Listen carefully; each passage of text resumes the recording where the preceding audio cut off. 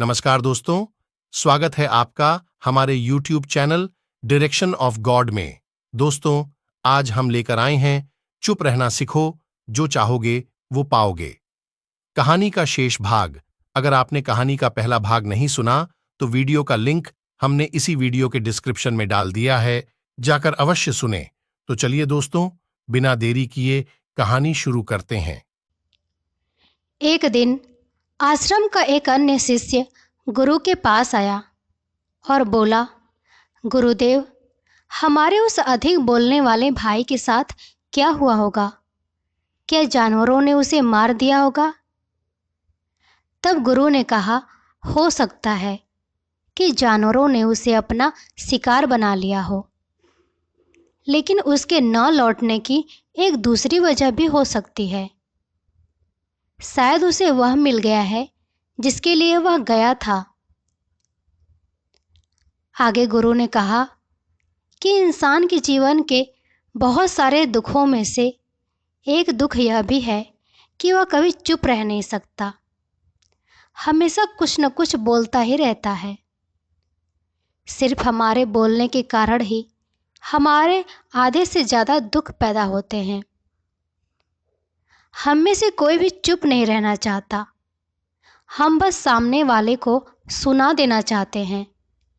जो भी हमारे मन में है सब निकाल कर उसके मन में बैठा देना चाहते हैं। उसे समझा देना चाहते हैं कि देख, तू गलत है और मैं सही। इस तरीके से सुनने और सुनाने का यह काम जिंदगी भर चलता रहता है। लेकिन ना समझ में हम अपना समय, अपना जीवन, अपनी समझ और सबसे महत्वपूर्ण और कीमती पल जो जिया जा सकता है, जिसको अनुभव किया जा सकता है, जिसमें आनंद को प्राप्त किया जा सकता है, यह सब खो देते हैं। लेकिन इसके बदले हमें मिलता क्या है? सब कुछ व्यर्थ और बर्बाद हो जाता है। शिष्य ने पूछा कि गुरुजी, तो फिर इसका समाधान क्या है? गुरु ने कहा कि पूरी जागरूकता के साथ अपने विचारों को देखना, यही एकमात्र तरीका है। सारी मानसिक समस्याओं का वर्तमान में रहकर चिंतन करना, पूरी जागरूकता के साथ अपना काम करना, जिंदगी में चमत्कारिक बदलाव ला देता है। उसके बाद वह शिष्य गुरु से अपने प्रश्नों का उत्तर पाकर उनको प्रणाम करके वहां से चला जाता है। 3 महीने का समय बीत चुका था, लेकिन उस अधिक बोलने वाले शिष्य की कोई खबर नहीं मिली। अब तक तो सभी गुरु भाइयों ने भी उसके वापस लौटने की उम्मीद छोड़ दी थी। लेकिन एक दिन वह शिष्य आश्रम लौट आता है। जब वह यहाँ से गया था तब कुछ और ही था, अब कुछ और ही बनकर वापस आया था। उसके अंदर एक गजब का बदलाव महसूस किया जा सकता था। उसके चेहरे पर एक गजब का ठहराव और आंखों में तेज और शांति थी। आश्रम में आते ही सभी गुरु भाइयों ने उसे चारों तरफ से घेर लिया और बातें करने लग गए। वह भी अपने गुरु भाइयों से बातें करने लगा। उससे बात करने वाले सभी गुरु भाइयों ने यह अनुभव किया कि अब वह पहले जैसा उतावला और बातूनी नहीं रह गया था। उसके मुंह से एक एक शब्द बहुत ही सुलझे हुए और मधुरता के साथ निकल रहे थे। थोड़ी देर तक गुरु भाइयों से बात करने के बाद वह सीधा गुरु की तरफ चला गया। उसने गुरु के चरण छुए और कहा, गुरुदेव, क्या मैं अब भी मौन हूँ? क्या अभी मेरा संकल्प जारी है? गुरु ने कुछ देर तक शिष्य की आंखों में बड़े ध्यान से देखा और कहा, हाँ, तुम अब भी मौन हो। तुम्हारा संकल्प अभी भी जारी है। शिष्य ने कहा, गुरुदेव, जब मैं आश्रम से गया तो मैं मुंह से तो चुप था, लेकिन मेरे अंदर बहुत सी आवाज़ें थीं। मन में बहुत से प्रश्न थे और वह बंद नहीं हो रहे थे। तो मैं जंगल में चला गया, इस उम्मीद से कि वहाँ मुझे शांति मिलेगी और मेरे मन की बकबक कम हो जाएगी। लेकिन मैं जितना एकांत में जाता गया, मेरे अंदर की आवाज़ उतनी ही तेज होती गई।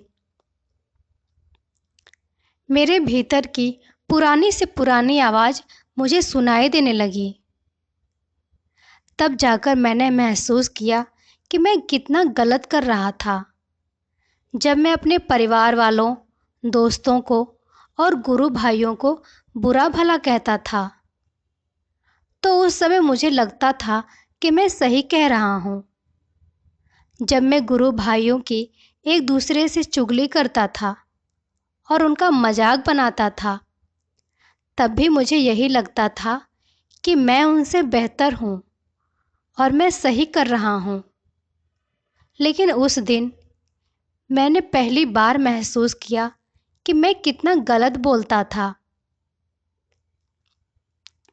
काफ़ी दिनों तक यह आवाज़ें, यह शिकायतें मेरे अंदर चलती रहीं।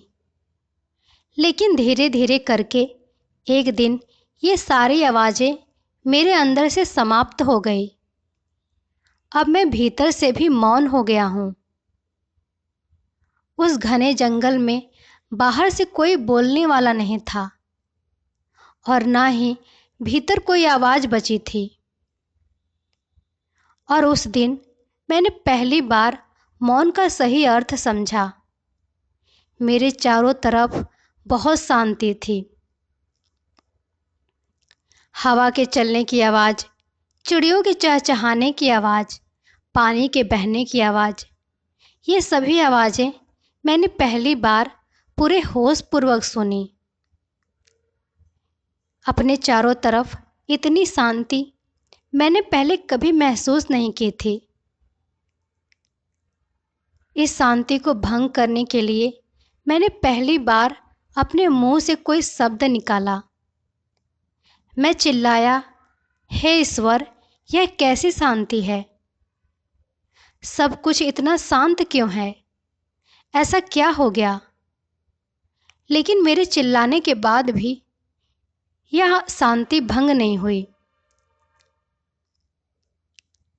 सब कुछ पहले जितना ही शांत था, बाहर भी और भीतर भी।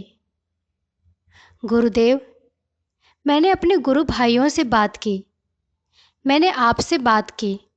मैं बोल रहा हूँ, मैं चल रहा हूँ, मैं सब कुछ देख रहा हूँ, लेकिन मैं अपने भीतर एकदम एकांत में हूँ।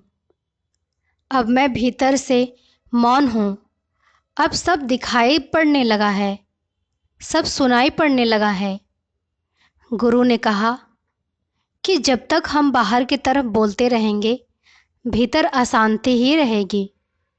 लेकिन जिस दिन हम भीतर की तरफ मुड़ जाएंगे, तब हमारे मुंह से कुछ भी निकलेगा, हम शांत ही रहेंगे। दुनिया में जितनी भी बुराइयां हैं, ज़्यादातर हमारे बोलने से ही उत्पन्न होती हैं, क्योंकि हम चुप रहना नहीं चाहते।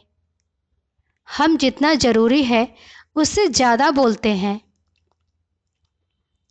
हम सामने वाले को सुनना नहीं चाहते, बल्कि उसकी बोलती बंद कर देना चाहते हैं। उसे समझा देना चाहते हैं कि मैं कौन हूँ, मैं क्या कर सकता हूँ, और यही हमारी ज़िंदगी का मकसद बनकर रह जाता है। हम ऊर्जा व्यर्थ के बोलने में बर्बाद कर देते हैं। ऐसे ही समाज में लोगों का जीवन दुखों से भर जाता है, जो हमेशा एक दूसरे को सुनाने में लगे रहते हैं। कभी एक दूसरे को सुनना नहीं चाहते, समझना नहीं चाहते, और चुप रहना तो उन्होंने कभी सीखा ही नहीं है, क्योंकि चुप रहना उन्हें छोटा महसूस करवाता है। दुनिया की सभी लड़ाइयाँ हमारे बोलने के कारण ही होती हैं। इसलिए हमें सिर्फ उतना ही बोलना चाहिए जितना जरूरी हो, क्योंकि व्यर्थ का बोलना ऊर्जा को नष्ट करता है और यह बोलना ही हमें कभी भी अपने भीतर की ओर लौटने नहीं देता, क्योंकि यह हमें बाहर की ओर खींच कर रखता है। और बाहर है ही क्या इस संसार के अलावा। लेकिन अगर अपने भीतर के संसार की ओर मुड़ना है तो इस मोह को बंद ही रखना चाहिए।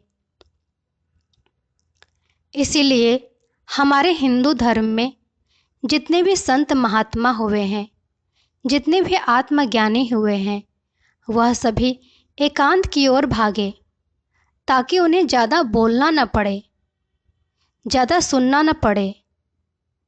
वह एकांत में रहे और शांत रहे, इसलिए आसानी से भीतर की यात्रा कर पाए। लेकिन अगर कोई चाहे तो इस संसार में रहकर भी एकांत में रह सकता है, शांत रह सकता है। लेकिन इसके लिए उन्हें अपनी ऊर्जा बचानी होगी, जिसे वह अब तक अपने व्यर्थ के शब्दों में बर्बाद कर रहे थे। तो दोस्तों, चुप रहने का हमारी सफलता से सीधा संबंध है। इस ब्रह्मांड में सब कुछ ही एनर्जी है। हमारा बोलना, सुनना, कोई काम करना, अर्थात कि दैनिक जीवन में हम जो भी करते हैं उसमें बहुत सारी ऊर्जा खर्च होती है। जो ऊर्जा हम व्यर्थ के बोलने में नष्ट कर देते हैं, वही ऊर्जा हम अपनी सफलता में लगा दें तो हमारी सफलता निश्चित होगी। दोस्तों, यकीन ना हो तो आप 21 दिन तक लगातार चुप रहें। सिर्फ उतना ही बोलें जितनी जरूरत हो, और इन दिनों में चुपचाप सिर्फ अपने काम पर फोकस करें। आप देखेंगे कि आपका मन शांत होने लगा है। दोस्तों, मन जितना शांत होता है, दिमाग उतने ही अच्छे से काम कर पाता है। साथ ही आप देखेंगे कि आपकी पर्सनैलिटी में भी पॉजिटिव बदलाव आने लगा है। जो बदलाव उस बातूनी शिष्य में आया, दोस्तों, सफलता के लिए कोई शॉर्टकट नहीं होता। बस जो ऊर्जा हम लगातार अपने काम को देते हैं, वही सफलता के रूप में हमारे सामने आती है। दोस्तों, आप भी कम से कम 21 दिन चुप रहने का संकल्प लें, फिर धीरे धीरे इसको अपनी आदत बना लें। अपने अनुभव हमें इसी वीडियो के कमेंट में जरूर बताएं। कहानी पसंद आई हो तो वीडियो को लाइक, चैनल को सब्सक्राइब अवश्य कर लें। मिलते हैं एक नई कहानी, एक नए ज्ञान के साथ। धन्यवाद।